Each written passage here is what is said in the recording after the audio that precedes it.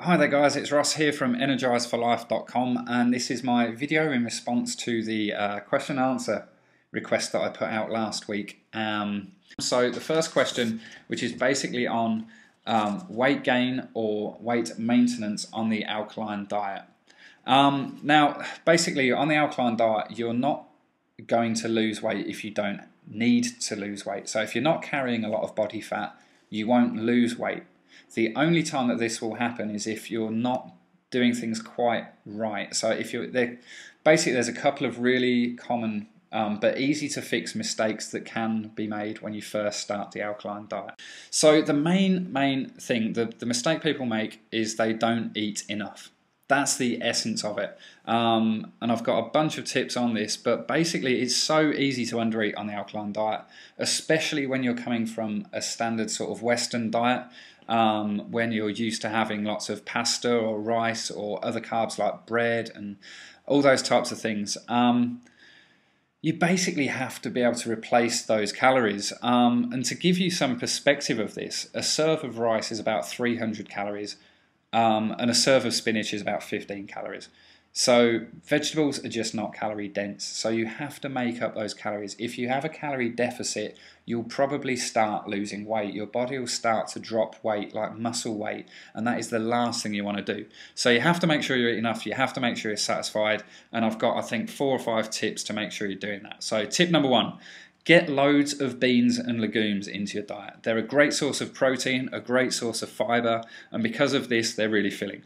They're also quite calorie dense as well, so they'll help replace the calories from the carbs that you're eating before. Try to use fresh and prepare them yourself. I know this is a pain in the ass, so if you have to buy tinned, try to buy organic tinned. I try to make a big batch of the fresh stuff up myself on weekends. You can freeze them, which is a cool tip I learned. So make a huge batch, freeze some up for the rest of the week. But if you have to use tinned, use tinned. Don't go without because you're a perfectionist and you want to make fresh every time. Forget being a perfectionist, use tinned if you have to. Second one, make sure you're getting enough omega-3 every day, which even if you eat oily fish, it's flipping super hard to get enough omega-3. So get a supplement, make sure you're getting enough. Udo's Choice is my favourite, it's just super high quality. If there's any supplement that you are going to skimp on, don't make it your omega oils. Just get a good quality one, it's worth the extra money. The next tip is to have lots of snacks handy that are easy to prepare and that you enjoy. My favourite, and this was a revelation for me when I sort of thought about it, it's quite simple, but often the simple things you miss, is to just make a salad wrap and have hummus in it.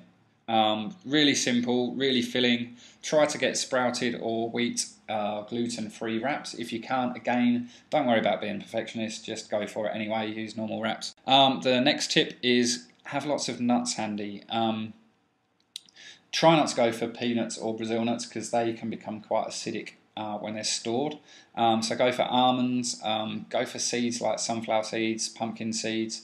Just have a nice mix handy and just have a couple of mouthfuls when you're hungry, basically. Simple. Next one, basically make sure you cook loads. I know again that sounds a bit like a bit of a no-brainer, but you know, when you make your breakfast, make extra. I used to get hungry all the time. I'd have my breakfast, half an hour later I'd be like, why am I hungry again? So I overcook now and then have my breakfast. If I'm hungry half an hour later, just go back and have some more. Really simple, changed everything for me. The next question, what can I make for an alkaline breakfast? A couple of people have asked this a couple of different ways. Kate Brennan, back on page 3, asked this in terms of her family being stuck in the kind of the cereal, fruit loop, toast, croissant, coffee, jam routine. Difficult to break out of. I'll explain in a second. Margot here, as it happens, I don't want to eat vegetables for breakfast. Totally understandable, Margot. I hear where you're coming from. Basically, the essence really here with breakfast is to eliminate the really big offenders, like your dairy, toast, cereal, jam, coffee, and then transition. So don't try and be perfect at breakfast. Breakfast's a tough one to crack. Don't try and be perfect. Feel free to go for transitional breakfasts. I like to have organic oats. Just cook them up in water. I know that sounds disgusting, but if you add just a little bit of coconut cream or coconut milk at the end, totally just changes the taste, makes it delicious. Top it with some cinnamon or some nutmeg or something. It's awesome. I like to make mueslis at home with you know, oats and buckwheat and spelt and all those types of things.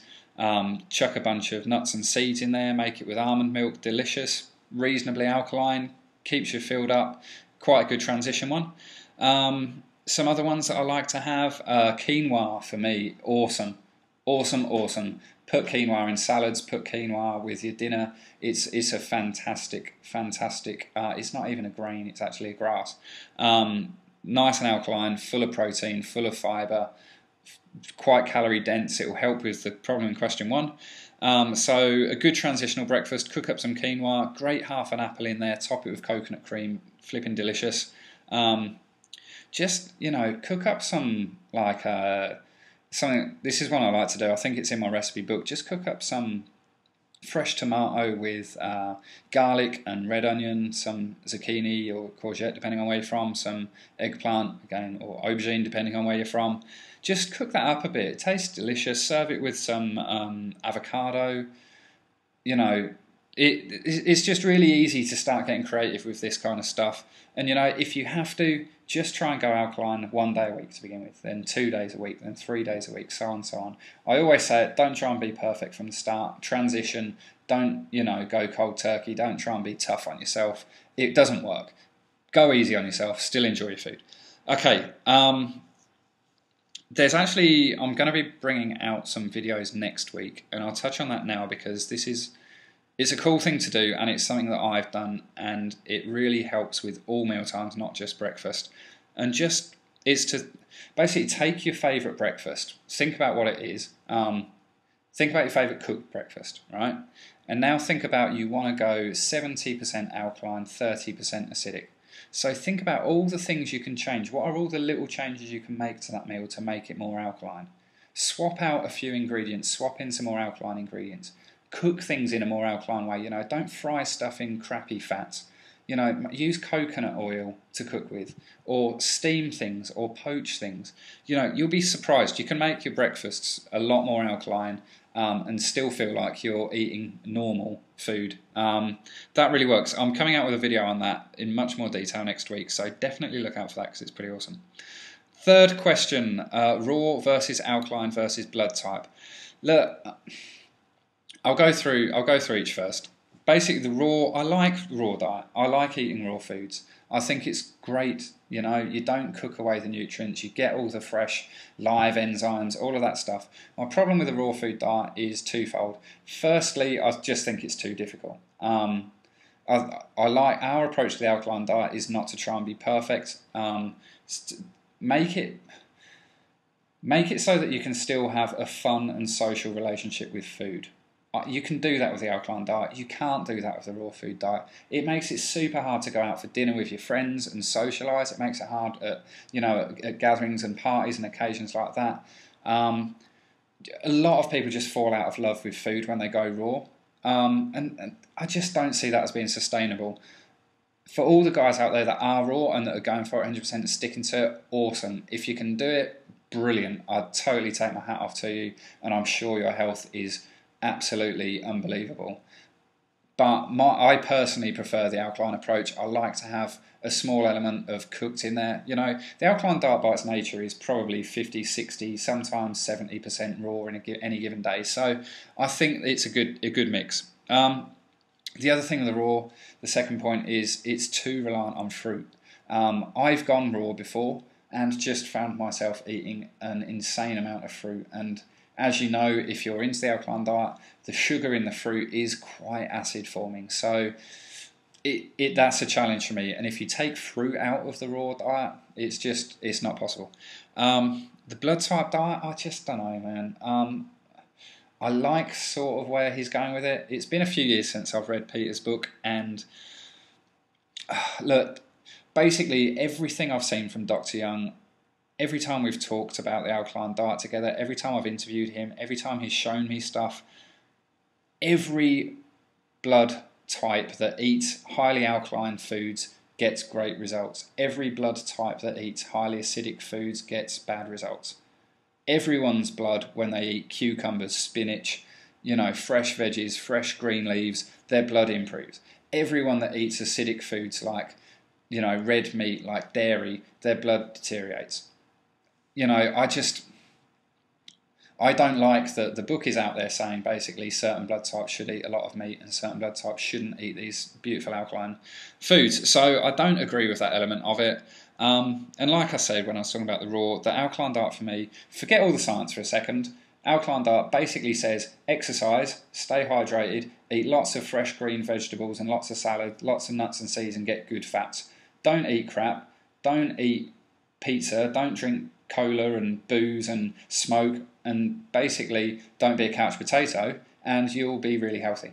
So to me that just makes sense. Right, final question. Why do the food lists say different things? Short answer, they don't all say different things. They either say one thing or another. Basically, food lists either use the PRAL, the PRAL index, which is potential renal acid load index.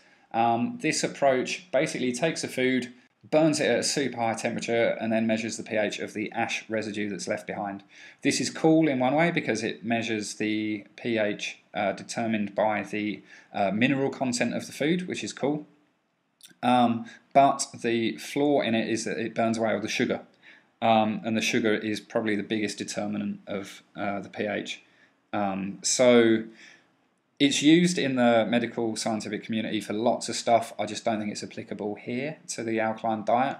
The biggest determinants of an alkaline pH of the food are the minerals like potassium, magnesium, calcium, sodium. The biggest determinants of whether it's acidic are things like sugar, yeast, bits and pieces like that. So that's why you only see a slight difference on those charts. So the biggest difference you'll see between the majority of the charts that will use this PRAL index and the chart that I use, which is based upon Dr. Young's research, is you'll see a lot of fruits listed as alkaline on the PRAL charts. That's basically the biggest difference. Look, the way I see it is Dr. Young knows his stuff. He's been doing this a long time. He's hands-on. He uses the alkaline mineral content, same as the PRAL, but he also uses his hands-on practical knowledge of having seen and tested the blood of over, 30, 40,000 people. He's looked, I think he quoted a couple of years ago that he's looked at over 50,000 blood samples. So he's seen the effect that different foods have on the blood. And that's basically the essence of it. So, to sum up, basically, we energise Dr. Young, Dr. Vasey to a degree, believe that fruits contain a lot of sugar and therefore are acid forming. The PRAL charts show that fruit is alkaline. It simply isn't. It simply isn't. Sugar is like wildly acidic, all types of sugar. So that's the main difference. So I have put a bunch of resources in the email that I sent this video on. So in there I'll list a bunch of the alkaline recipes that I've talked about, like the brekkie recipes. I've emailed a link to a more detailed explanation of why the food charts are different, a more detailed explanation on how to make sure you don't lose weight and how you can gain weight on the alkaline diet, and a bunch of other fun stuff. So like I mentioned, I have got a series of damn good videos coming up in the next couple of days, and it's a short video series that will basically take you from wherever you are now and it will make you alkaline. So that's it.